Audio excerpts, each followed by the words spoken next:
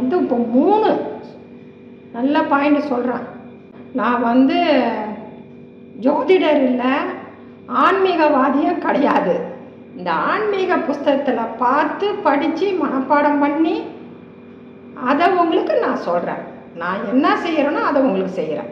இந்த மாலி அமாவாசை வருது இல்லை, அது எப்படி கும்பிடணும்னா எல்லாருக்குமே தெரியும் எப்படி கும்பிடணும்னு. தெரியாததை சொல்கிறேன். வெளியே உங்களுக்கு பால்கனிலையோ இல்லை வாசப்படிலையோ சூரியன் தெரியுதுன்னு வச்சுக்கோங்க, அங்கே ஒரு 2 விளக்கு போடுங்க. போட்டு பூ வச்சு ஒரு விநாயகர் படம் வச்சு சூரியனை பார்த்து விளக்கு போடுங்க. 2 விளக்கு போடணும். போட்டு வானத்தை பார்த்து விநாயகரை கும்பிட்டுட்டு வானத்தை பார்த்து ஓம் பிரம்மனே மகாவிஷ்ணுவே பரமேஸ்வரா இந்திரா அக்னி யமனே நுருதி வரணா வாய்வே குபேரா முருகா சூர்யா சந்திரா அசகலே பித்திருக்களே சத்துருக்களே வித்தாத்தர்களே கந்தவர்களே கிண்ணவர்களே ஆகாயத்தில் சஞ்சரிக்கும் அனைத்து தேவர் அனைவருக்கும் நமஸ்காரம். இன்னல்களை நீக்கி நிம்மதி பெறு வாழ்வாழ்வீராக. துக்கங்களை போக்குகிறவரும் திருமாலிடம் அன்பு பூன்றவரும் 3 கண்களை உடையவருமான சர்வமூர்த்தியே நின்னை நமஸ்கரிக்கிறேன். இன்னல்களை நீக்கி நிம்மதி பெறு வாழ்வு அருள்வீராக. இந்த மாதிரி சொல்லலாம் ஸ்லோகம். இது தெரியாதவங்க, இவ்வளோ தரம் மனப்பாடம் படிக்க முடியாதவங்க, நேரம் டைம் இல்லாதவங்க சூரியனை பார்த்து விளக்கு போட்டு பூ வச்சுட்டு பித்திருக்களை நினைக்கணும். சூரியனை பார்த்து நினைக்கணும். அஸ்வத்வஜாய வித்மகே பாச அஸ்தாய தீமகே தன்னோ சூரிய பிரசோதயத். இது 5 தடவை சொல்லலாம். தெரியாதவங்க சிம்பிளாகவும் கும்பிடலாம். விளக்கு போட்டுட்டு கையெடுத்து உள் மனசோட நல்ல மனசோட நம்ம எந்த ஒரு தீங்கும் நினைக்காத மைண்டில் கையெழுத்து சூரிய நாராயணன் கும்பிட்டுட்டு சிவனை நினைக்கணும், காயத்ரி அம்மாவை நினைக்கணும். ஏன்னா இந்த சூரிய மண்டலத்துக்கு பின்னாடி எத்தனோ கிலோமீட்டர் 1000 2000 ஏதோ கணக்கு சொல்கிறாங்க. அந்த கிலோமீட்டருக்கு பின்னாடி பித்தர்கள் இருக்கிறாங்களாம், இறந்து போனவங்கெல்லாம் இருக்கிறதா சொல்கிற ஆன்மீக புஸ்தகத்தில் சொல்கிறாங்க. அதனால் இந்த ஸ்லோகத்தை சொல்லி இந்த சூரியனை கும்பிட்டா அவங்கெல்லாம் சந்தோஷப்படுவாங்கன்னு சொல்கிறாங்க. முக்கியமாக அமாவாசை அன்னைக்கு, இந்த மாலி அமாவாசை அன்னைக்கு ஞாயிற்றுக்கிழமையில் சூரியனுக்கு விளக்கு போடணும். இப்போ வருதில்ல, அந்த அமாவாசைக்கு விளக்கு போட்டு சூரியனை கும்பிடுங்க. ஒன்றுமே தெரியாதவங்க கையெடுத்து கும்பிடுங்க. உள் மனசில் நல்ல மனசோட கையெடுத்து கும்பிடுங்க. நல்ல பலன் கிடைக்கும். இந்த ஸ்லோகம் சொன்னீங்கன்னா நல்லது. போட்டு கேட்டுங்க. அதெல்லாம் கேசட்டில் இருக்கா பாருங்கள். இல்லாட்டா நான் சொல்கிறத எழுதி வச்சுக்கிட்டு சொல்லுங்கள். உங்களுக்கு எத்தனை டைம் சொல்ல முடியும் சொல்லுங்கள். இப்போ ஒரு ஸ்லோகம் சொல்கிறேன். இந்த ஸ்லோகத்தை ஞாயிற்றுக்கிழமையில் அமாவாசை அன்னைக்கு வரைக்கும் தான் சொல்லணும். மீதி நாள் நல்லா சொல்லக்கூடாது. ஹரிவோடம் ஷாம் ஷீம் சக சிவ சூர்யாய ஐயம் கிளியும் வசி வசி வாவா ஸ்வாக அப்படின்னு சூரியனை பார்த்து சொல்லணும். ஹரிவோடம் ஷாம் ஷீம் சக சிவ சூர்யாய ஐயம் கிளியும் வசி வசி வாவா ஸ்வாக.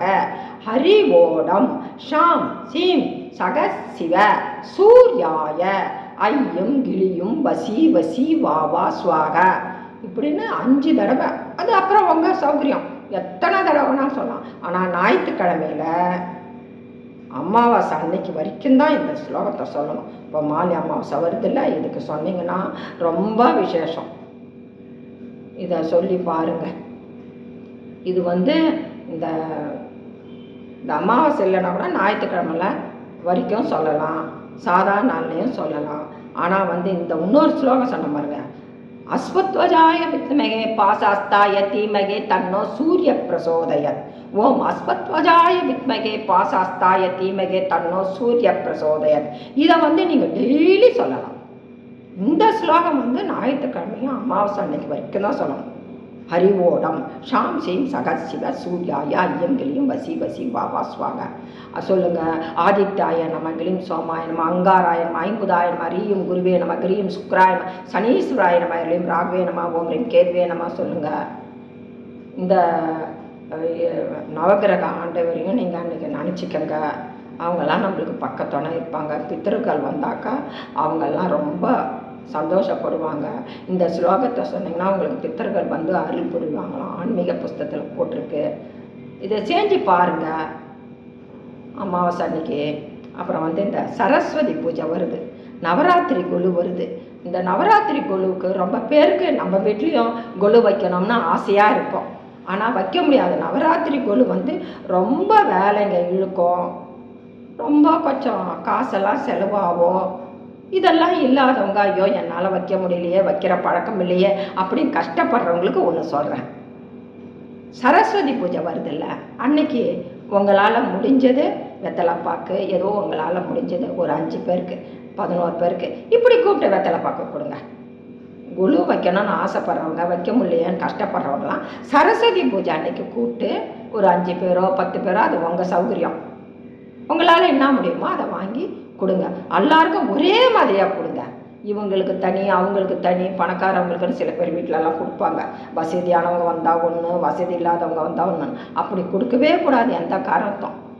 எல்லாருக்கும் ஒன்றா வாங்கி கொடுங்க. அப்படியும் சக்தி இல்லாதவங்க வெறும் வெத்தலைப்பாக்கு, மஞ்சள், குங்குமம் கொடுங்க. கடவுள் பக்கத்தில் இருப்பார், சரஸ்வதி மாதா. அவங்கவுங்க வீட்டு குழந்தைங்க நாவலை வந்து குடியிருப்பாங்க, நல்லா படிப்பாங்க. இது செய்யுங்க, கஷ்டப்படாதீங்க. நம்மளால் கொலு வைக்க முடியல, அவங்க வீட்டில் வைக்கிறாங்களே இவங்க வீட்டில் வைக்கிறாங்களே அப்படிலாம் நினைக்காதீங்க. நீங்கள் சரஸ்வதி பூஜை அன்றைக்கி கூப்பிட்டு வெத்தலைப்பாக்கு கொடுங்க. நல்லது, அந்த மாதிரி கொடுத்தீங்கன்னா ரொம்ப நல்லது. தேங்காய், வெத்தலைப்பாக்கு, பழம், பூ இதெல்லாம் வச்சு கொடுங்க. 3வதா குழந்தைங்களுக்கு நல்ல பழக்கத்தை சொல்லி கொடுங்க. கடவுளை எந்தெந்த கடவுளைன்னு காட்டி சின்ன குழந்தைங்க பழக்கம் பண்ணுங்க. அவங்களுக்கு ஸ்லோகம் சொல்லி கொடுங்க. ஸ்லோகம் சொல்லி கொடுத்தா அவங்க சொல்லணும். சொன்னாதான் அவங்களுக்கு பாதுகாப்பு. நாளைக்கு நீங்கள் இவ்வளோ கஷ்டப்பட்டு செலவு பண்ணி குழந்தைங்கள பெற்று வளர்த்து அவங்களுக்கு இவ்வளோ கொட்டி கொட்டி படிக்க வச்சு அவங்கள கண்ணுக்குள்ளே வச்சு பார்த்துக்கிறீங்க. அந்த குழந்தைங்க நல்லா இருக்கணும்ல, அந்த குழந்தைங்களுக்கு ஸ்லோகம் சொல்லி கொடுங்க. நல்லா இந்த மாலை அமாவாசையை கும்பிடுங்க, இந்த சரஸ்வதி பூஜையை கும்பிடுங்க. நல்லா சந்தோஷமாக இருங்க. குழந்தைங்க நாவலில் சரஸ்வதி மாதா வந்து உட்காருவாங்க. உங்களால் முடிஞ்சது நீங்கள் நான் சொன்ன மாதிரி பண்ணி பாருங்கள்.